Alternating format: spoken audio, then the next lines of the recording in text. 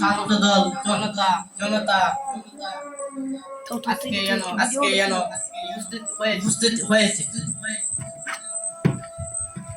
আজকে যেন উপস্থিত হয়েছে আমি এখানে বড় বড়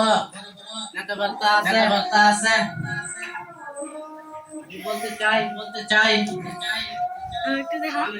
মানুষের জন্য উন্নয়ন করবার লাগে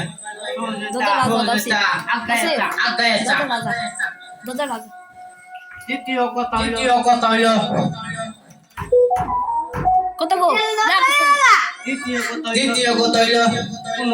কোনো মানুষের উপরে নির্যাতন হামলা মামলা চলবে না এই যে বিশেষভাবে অনুরোধ করা যাচ্ছে তৃতীয় কথা হইল কেউ না বলো কিছু না আরে হলুদ দেবো আমি হলি আর